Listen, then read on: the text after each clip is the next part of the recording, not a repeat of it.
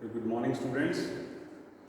So let us perform this Sharpe test.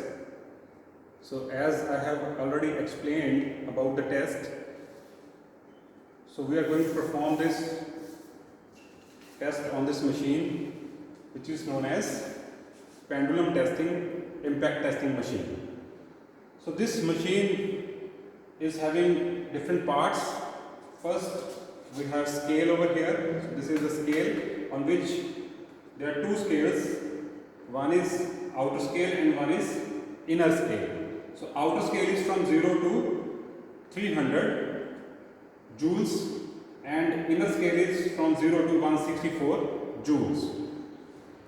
So we measure the energy in the specimen on these scales. So one division of this scale is equal to 2 joules. So outer scale is used for Sharpe test and inner scale is used for ISO test. Then after this we have this hammer over here. So hammer is placed at an angle of 140 degree with the vertical. So with the vertical this angle is 140 degree. So this is also known as pendulum drop angle. Then this is a safety device. We keep this as for safety measures so that the pendulum may not fall accidentally. Then this is the anvil at which we are going to place the specimen. Then we have a brake on this side. So this is a braking part. So we can stop the hammer from swinging. So first of all, what we do, we are going to measure the energy of free fall, right? So for that we place the hammer at this position of 140 degree angle and keep the needle on this side at 300 joules. So here the reading is 300, right? So when the hammer will fall freely, it will swing freely, and in the first go the needle will come at some reading over here. Ideally it should be at 0, right, because some energy may be lost because of friction of this machine or some other reason, maybe due to some vibrations in the machine. So some portion of the energy may lost, but ideally it should be at 0 so that we get the total energy of free fall as 300 joules. So we place the needle at this point, right? Then release the hammer from the releasing lever. So this is the releasing lever of the machine, right? So we remove the safety device like this. We remove it and we release the hammer like this. So it will swing freely like this. So if we need to stop it, we will stop with the help of brake like this.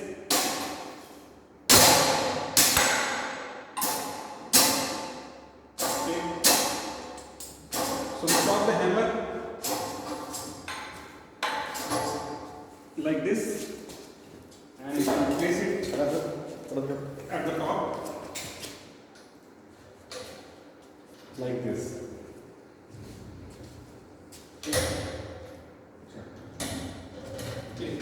And keep the safety over here.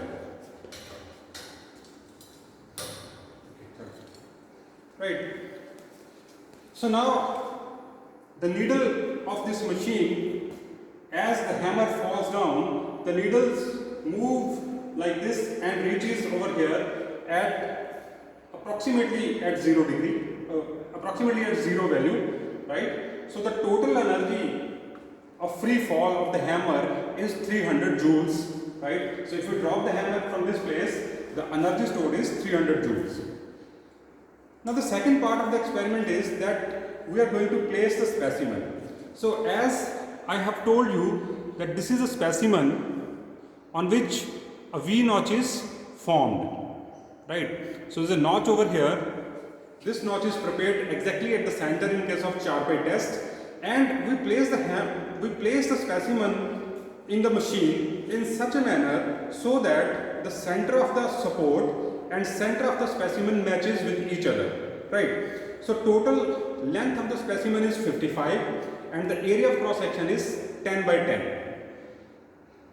What we do, the center of the specimen is at 27.5. Now this is the angle over here. So how we place the specimen? Number one, we are going to place the specimen horizontally, right? Like this. So I keep the specimen like this in a horizontal position, like this, and the notch is away from the hammer.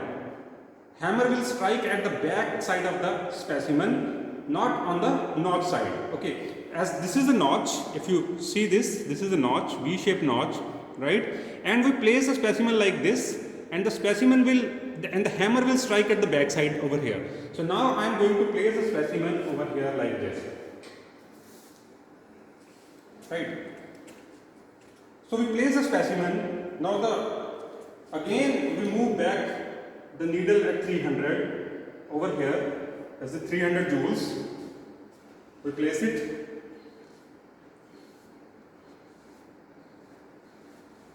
Now we are again going to release the hammer. It will strike the specimen and move forward, right? The specimen will get deformed because it's made from mild steel. If it's a brittle material like cast iron, then specimen will break into two parts. So we make the hammer strike at the specimen, deform it, and we note down the reading on this scale. So we release the safety device and release the hammer.